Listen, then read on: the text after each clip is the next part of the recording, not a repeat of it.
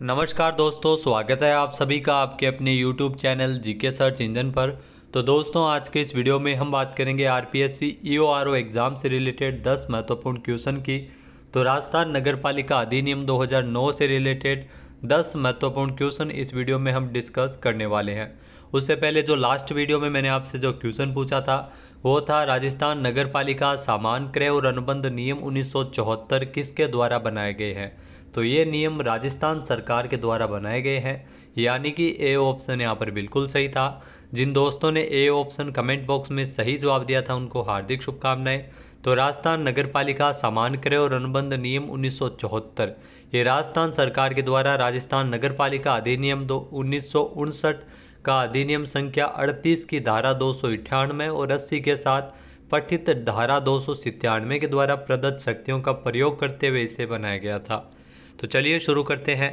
पहला क्वेश्चन है, राजस्थान नगरपालिका अधिनियम 2009 के अंतर्गत कतिपय मामलों में किसके द्वारा अस्थायी निषेधाज्ञा को मंजूर नहीं किया जाएगा।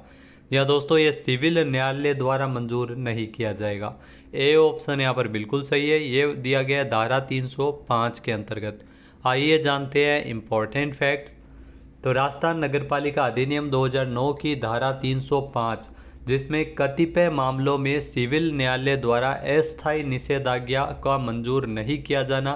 कोई सिविल न्यायालय किसी वाद के अनुक्रम में जो कोई अस्थायी जो आदेश निषेधाज्ञा का कोई अंतरिम आदेश है वो जारी नहीं करेगा।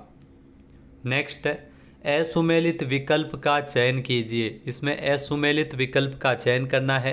पहला है कि धारा 306 समझौता करने की शक्ति, जो बिल्कुल सही है।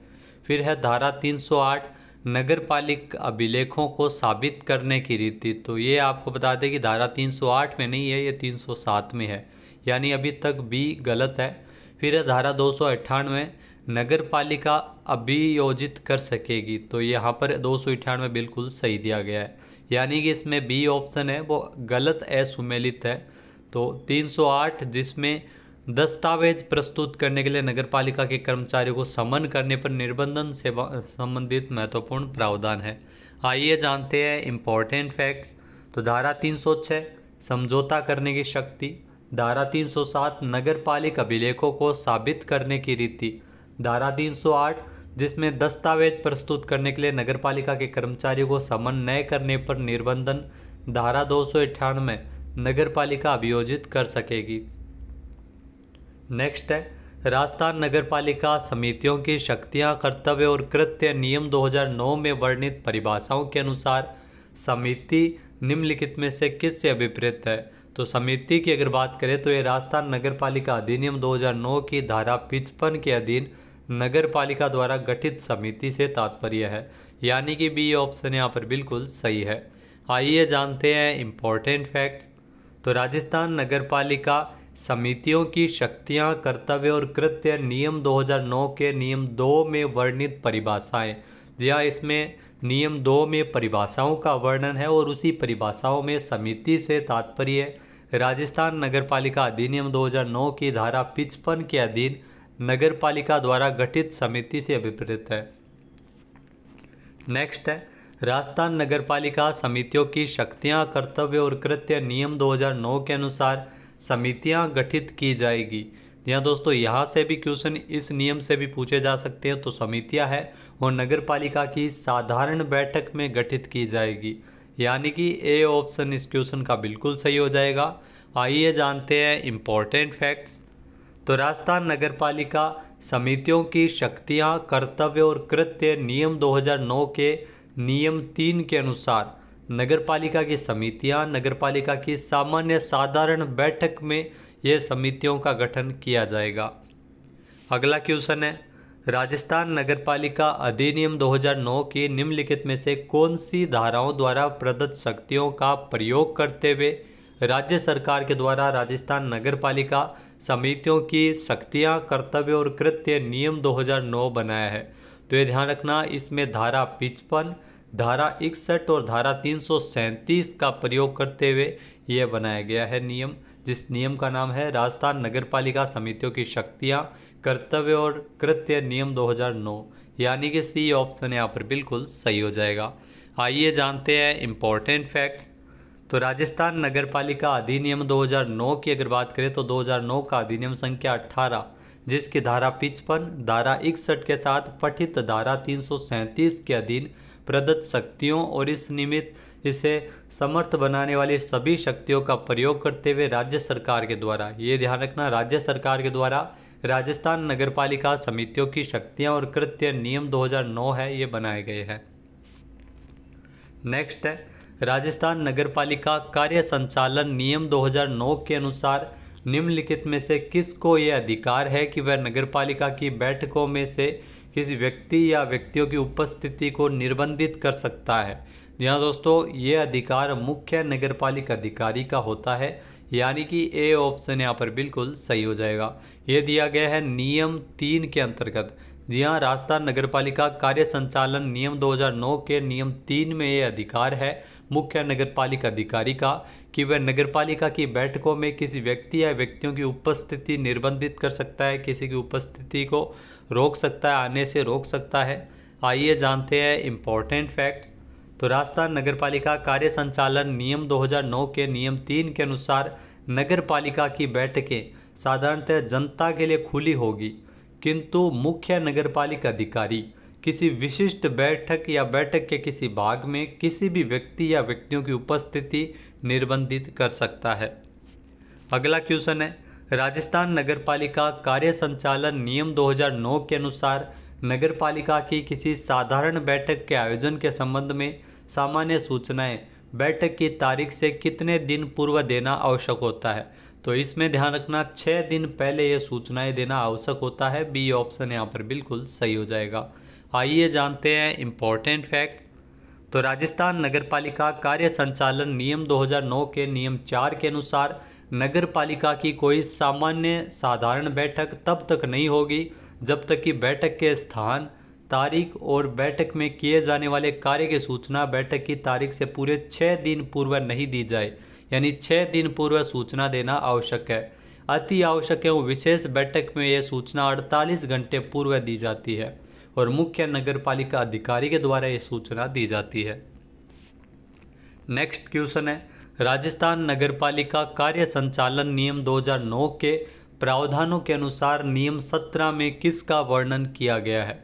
तो नियम 17, इसमें बैठक के निलंबन से संबंधित ये प्रावधान है, यानी कि ए ऑप्शन इस क्वेश्चन का बिल्कुल सही हो जाएगा। आइए जानते हैं इम्पोर्टेंट फैक्ट्स।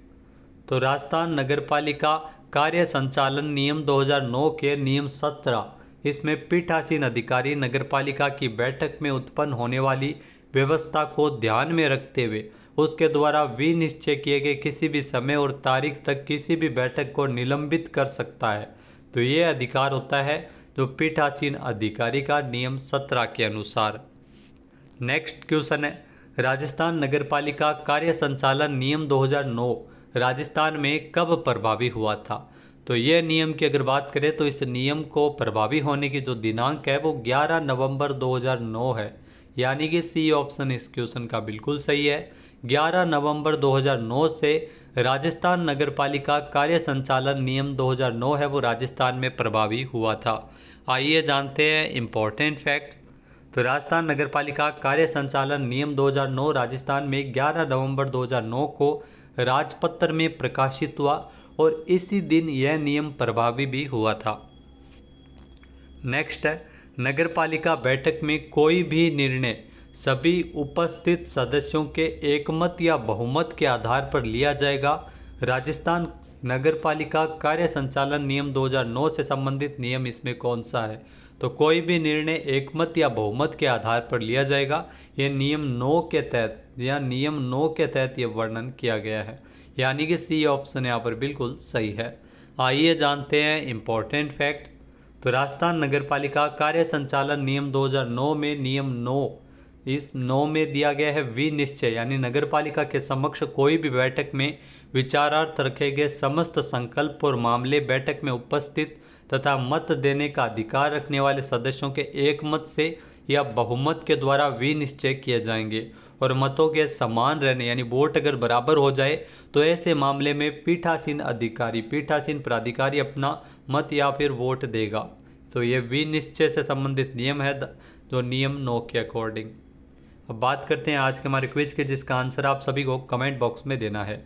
तो आज का क्विज है, राजस्थान नगर पालिका कार्य संचालन नियम 2009 के अनुसार नगर पालिका की बैठकें साधारणतः कहाँ आयोजित की जाती है। एक बार फिर से सुनिएगा, राजस्थान नगर पालिका कार्य संचालन नियम 2009 के अनुसार नगर पालिका की बैठकें साधारणतः कहाँ आयोजित की जाती है। सही आंसर आपको कमेंट बॉक्स में देना है। और अगर ये वीडियो आपको पसंद आए तो इसे आप लाइक और शेयर करना बिल्कुल न भूलिएगा। दोस्तों, EORO एग्ज़ाम से रिलेटेड महत्वपूर्ण कोर्स है, जो पूरी तरह से अपडेट है वो कर दिया जाएगा। और ये आपको बता दें कि इसमें आपको 75 क्लासें हैं, उसकी लिंक आपको वीडियो के डिस्क्रिप्शन बॉक्स में आपको इस कोर्स की लिंक मिलेगी।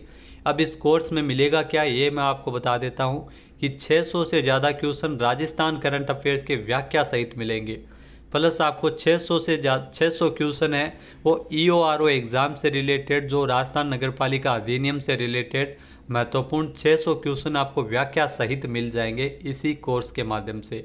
इसके अलावा 8 जो योजनाएं हैं, जी हाँ 8 योजनाएं जो शहरी क्षेत्रों की योजनाएं हैं, EORO एग्ज़ाम से रिलेटेड है, उन योजनाओं का भी नवीनतम डेटा, जी हाँ नवीनतम अपडेटेड, चाहे वो आर्थिक समीक्षा में हो, बजट में हो, पूरी तरह से अपडेट योजनाएं आपको वीडियो के डिस्क्रिप्शन बॉक्स में इस कोर्स के माध्यम से आप अध्ययन कर सकते हैं। साथ ही साथ जो अलग से जो PDF है आर्थिक समीक्षा की, बजट की, राजस्थान में कौन क्या है, आयोग, नीतियां, योजनाएं, इनके भी PDF आपको इसी कोर्स के माध्यम से मिल जाएगी। तो काफ़ी शानदार कोर्स है, जिसको आप एनरोल कर सकते हैं। वीडियो के डिस्क्रिप्शन बॉक्स में आपका लिंक दिया हुआ मिलेगा, जिसे आप ज्वाइन करें। जय हिंद, जय भारत, जय राजस्थान।